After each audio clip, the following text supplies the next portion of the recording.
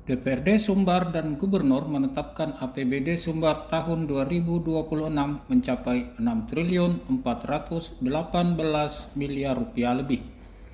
Hal itu ditetapkan pada rapat paripurna di DPRD Sumbar hari Senin. Ada kejutan pada APBD tahun ini karena untuk pertama kalinya pendapatan asli daerah lebih tinggi nilainya dibanding transfer keuangan dari pemerintah pusat.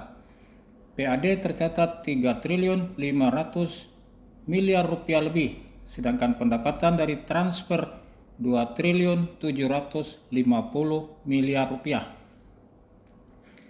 Hal itu disebabkan berkurangnya transfer keuangan daerah sebesar 429 miliar rupiah, ditambah dengan adanya sumber PAD baru yakni pajak air permukaan senilai 618 miliar rupiah, pajak alat berat, pajak bea balik nama kendaraan bermotor, dan retribusi jasa usaha.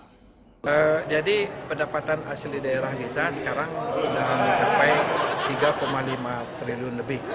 Sedangkan transfer dari pusat sebelumnya kan sebelum kita bahas ini dalam KUA PPS itu kan 3,1. Ya. Nah, tapi dengan ada pengurangannya 429 dia menjadi 27, sekian gitu. 2,7 triliun lebih gitu lah. Jadi kalau kita lihat komposisi kita anggaran kita sekarang ini, jadi PAD kita sudah di atas dari transfer. Wakil Gubernur Sumbar mengatakan pihaknya yakin dengan anggaran yang tersedia, program unggulan Gubernur Sumbar bisa tercapai. Dari tahun sebelumnya, dan kita sudah sepakat bersama DPRD mengenai pembahasan ini. Insya Allah, pokoknya target kita terhadap seluruh program utama dari pemerintah Provinsi Sumatera Barat yang juga bakal bersinergi antara sama kabupaten kota, insya Allah bisa kita kejar sampai benar-benar. Mohon doanya ya. Ada nggak nanti skala prioritasnya yang kita ini kan nanti? Iya dong, tadi kan udah dijabarin tuh, saya jabarkan beberapa skala prioritas. Dan intinya kita akan mempersembahkan program-program unggulan yang terbaik buat.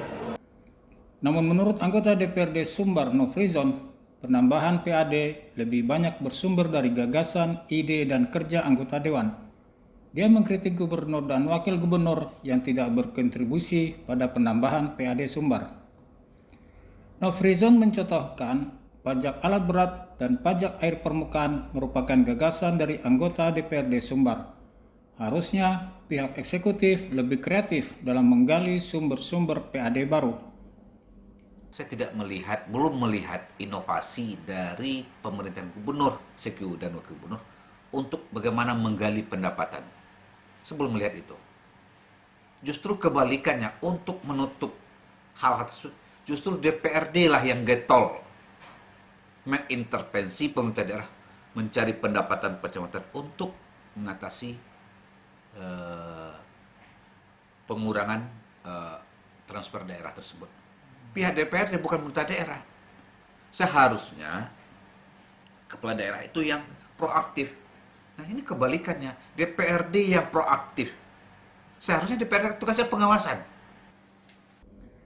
Meskipun terdapat peningkatan pendapatan dari PAD yang dapat menutup defisit, Badan Anggaran dan tim anggaran pemerintah daerah tetap melakukan pendalaman terhadap belanja daerah yang tujuannya untuk terwujudnya alokasi belanja daerah yang efisien, efektif, tepat sasaran, dan sejalan dengan program prioritas daerah untuk mendukung pencapaian program prioritas nasional. Johardio Anse, Semesta TV.